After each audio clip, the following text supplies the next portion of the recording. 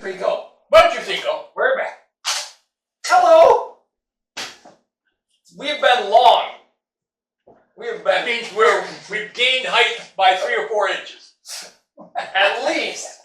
Or by 3 or 4 months. I'm not sure. Right. Well, we have so many things we'd like to make a video about. And so little time. And so little time. I mean, I can think of 20 things that should be put on here. But this morning events came along to once again show us an issue that we're going to address. And it's an issue that we talked about a little bit in one of our last videos, and that was how the religious system trains people In unbelief. unbelief. And I know that people say, well, that can't possibly be. Not in something that I've dedicated my life to, that Yeah. my family has dedicated their life to. I have a friend. He's 81 years old. And this morning he's weeping. He's weeping over his church. And the evil that was going on in that church. Now if you see our videos, I have a video on 30 years developing a home church, a New Testament church. In that 30 years, that friend of mine was in the same traditional church as I was before I got, quote, excommunicated. Well, he left that church, and I'm going to name the church today. He left that church, and he went to another church because that church was full of wickedness and evil. And he went to another, quote, better church. This one is no good. This one has all these problems, all these things that they're doing that are just ungodly. I'm going to leave this one And go to that one. because that one's That better. was better. This is good. That's better. This one ain't even good at all. No. But I'm going to leave there, and I'm going to devote my time to that church. So he's 81 years old. He's older than me, huh? Not much, but a little. And he spent 30 years there. While I was 30 years developing the house church, he's 30 years trying to develop a traditional church. And I know the man. The man is notorious for giving a lot of money to what he calls the kingdom. You could say he was pouring his heart and soul into His money Yeah. into that church. And today he's weeping.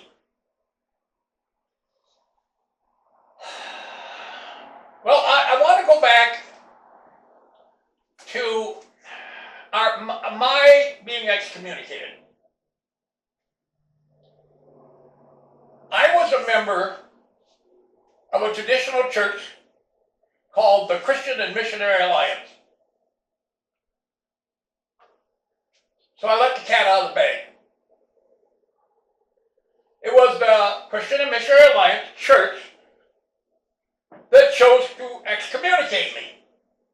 It was the Christian and Missionary Alliance church that I went and picketed their convention in Columbus, Ohio. So now the cat's out.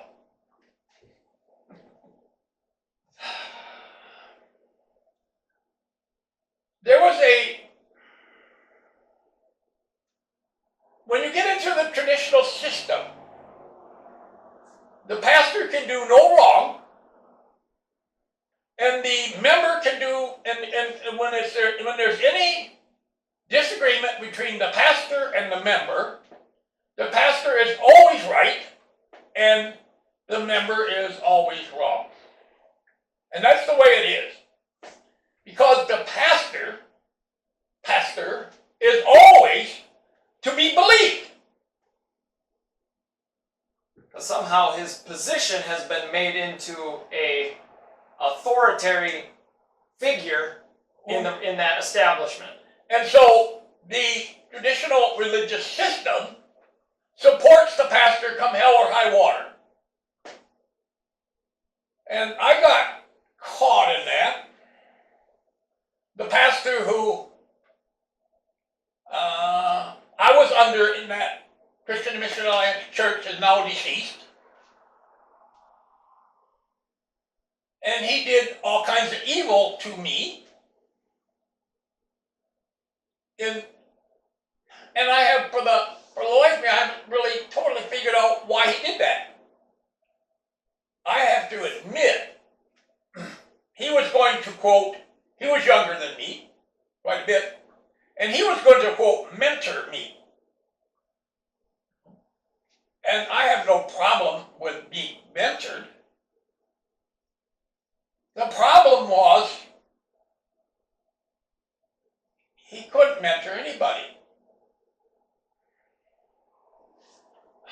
I find a lot of preachers sit around and dream about building the greatest church in the world. And so they sit there and daydream about how great they are and how great a church they're going to build. And so this guy would sit up above in the office was above in the upper part of the church. He would sit there and daydream about how great a church he was, and I think there are other evil things going on there, but I'll leave that alone. And he was going to, quote, mentor me. The problem was, he had nothing to mentor. And I'll tell you why. Because he had never been mentored. He had graduated from their religious training system, and of course he knew exactly how to carry out the traditional religious system. And so and I confronted him.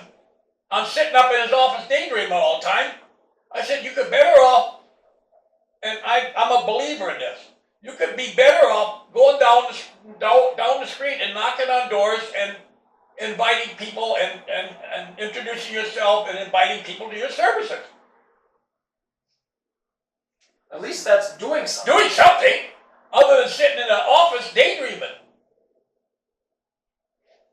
And so I got in trouble because I confronted him. And he took and went to the abomination, the big shots in the abomination, and was going to deal with me. Because I saw him doing nothing but daydreaming.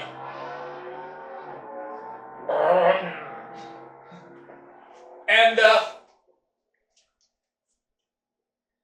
so he went to the denominational leadership. The Christian Missionary Alliance has what's called a district superintendent. And he was telling the district superintendent and the committee in charge of that district about how bad I was. Because that's how you fix that problem. Yeah, you see, you don't let anyone else make you look bad. Because me talking about him daydreaming made him look bad, and I'll take care of that. I'll get him in trouble in the denomination, and he did. But, so I got excommunicated. I could not talk to anyone. No one would talk to me. I would write them. I would try to call them. No one to deal with me. They just simply ignore me. Maybe I'll go away. Well, I did. I went away. way to Columbus, Ohio. Yeah, it's a way. And I picketed their denominational gathering, conference, yearly. And I put on signs, I had papers, I had information, that this church preaches holiness, righteousness, godliness, but they don't put that into practice. You can't be righteous and not deal with wickedness. Righteousness is the opposite of wickedness. So I got there, I picketed them for 3 days, and the Lord said, you can go home now. You've given them their message. And so I did. And of course, they came back to the church and told the church to kick me out, and so they did.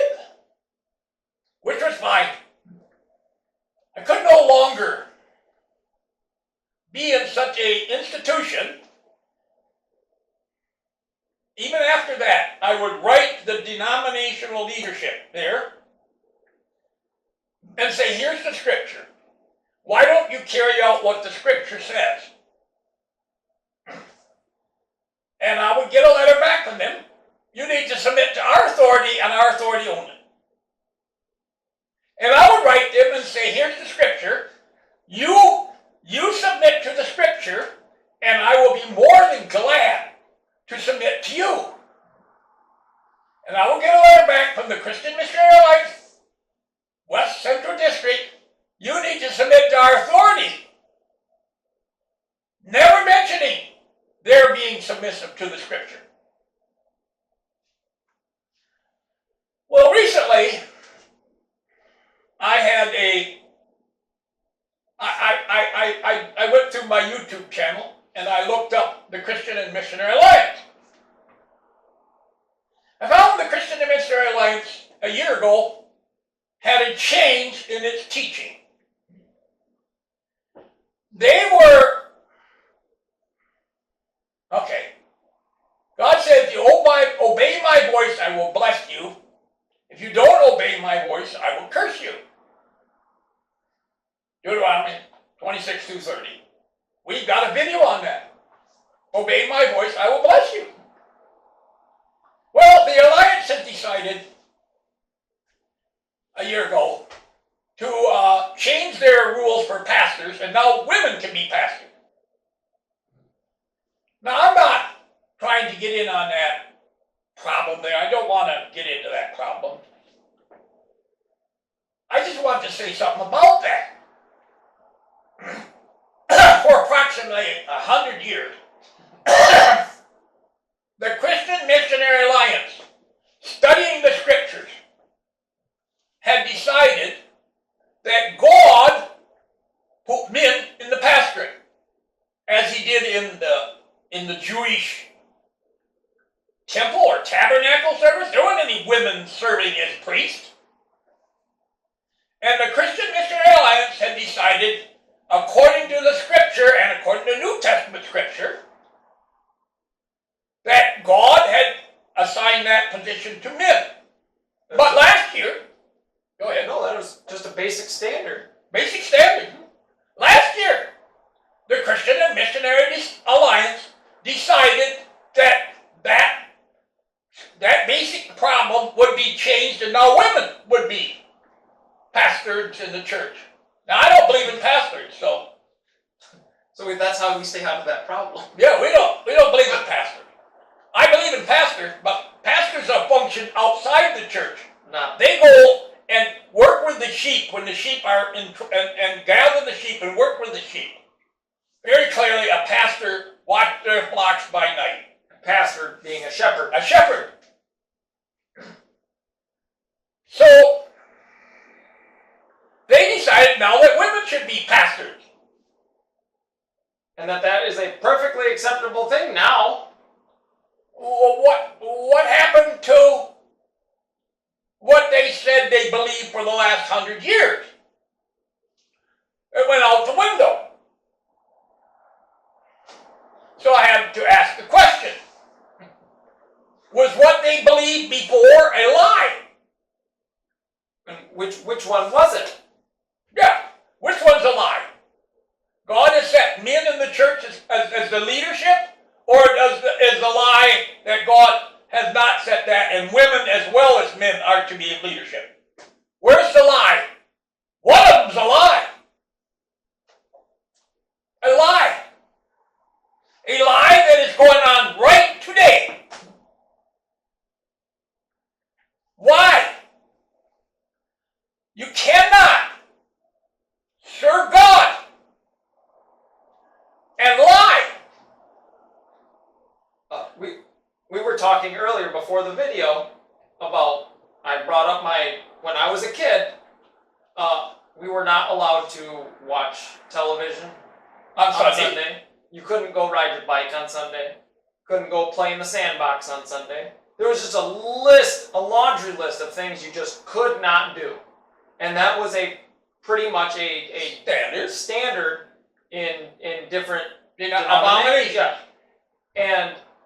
And that sometime in the middle of my youth, all of a sudden it changed. And pretty soon you could go to a restaurant. You couldn't do that before. You could go swimming. You couldn't do that before. You can go ride your bike Play football on Sunday afternoon. Yeah, to the point where you mow your lawn. That's fine. All these things were standards that were taught in the church. Yeah. And now the church suddenly decided, no. And again, the question is, which one is it? Which one is a lie? Had they been lying all that time? Lying to us? That was not pleasing to God, doing that? But now suddenly this is pleasing to God. God doesn't care? Yeah, did God change his mind somewhere in there and we just didn't hear about it? Which one is it? I quote, what's the verse? Malachi 3, quite often. God says, I am the Lord, I do not change. Or how about Jesus Christ the same, yesterday, today, and forever? But Jesus Christ is changing, and the Lord Church is changing. How come? What's happening? Why has homosexuality become an acceptable practice in certain churches? And they can find a, quote, biblical some sort of reasoning for that to happen. When, for some reason, generations of churches couldn't find a reasoning for that. But now we can. And so there's this complete ignoring of what the scripture says. I'm not complaining about the homosexual community or whatever they call it. I'm not complaining. I'm saying, what happens in the church? Why did the church not have acceptance for them all the time if that was what it was supposed to be? No. The problem is the church has left the scriptures. Now, my friend, this morning was weeping. And he spent 30 years developing a traditional religious system, paying to help building, help to develop ministry, quote. And what happened? Well, the pastor decided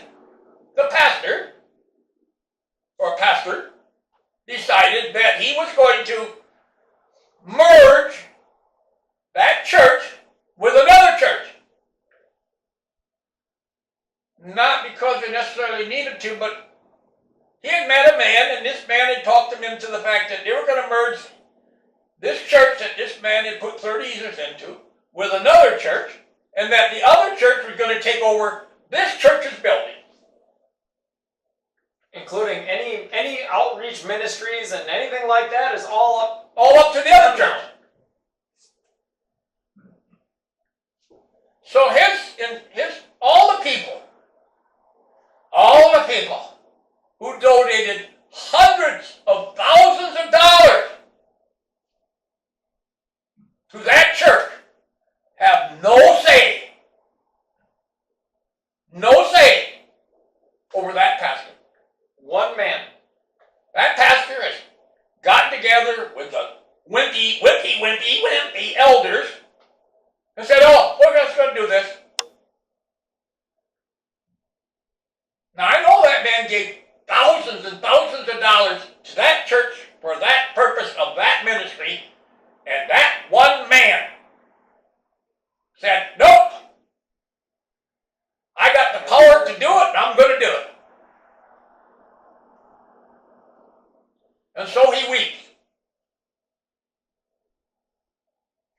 And you know, when some man takes the offerings and gifts that someone in his heart has given to God and gives it away, that man's a thief. That's fact. You cannot give something to God and then have another man steal it. Still that. There's a thief there.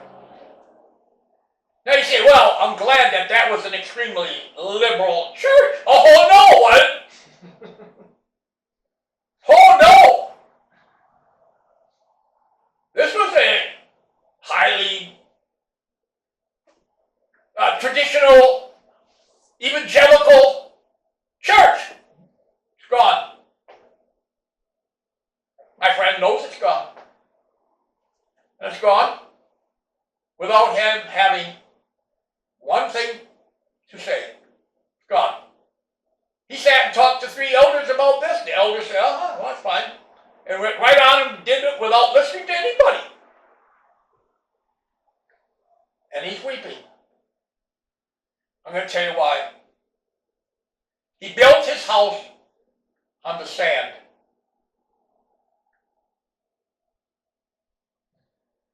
The foolish man builds his house on the sand. What's the sand? The teachings of men. The teachings of men. The teaching of men. The traditional church system. Not from God. The pastor system. Not from God. The religious building. Not from God.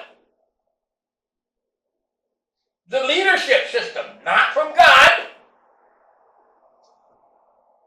He built this man while I was seeking God to build a body on the words of God. This man spent his time building a church on sand. And God, and it says in the scriptures, the rivers came. It doesn't say the storm came. The rivers came. And the house came down on this man with a big boom. And God is bringing the rivers into this man's life. Yes, sir. And he doesn't even know what to do with it. No. I love him. Yeah. I sat by a friend there, and this lady says to me, I like him. He's a really nice guy. Yeah. But he's a victim. He's a victim. He was robbed.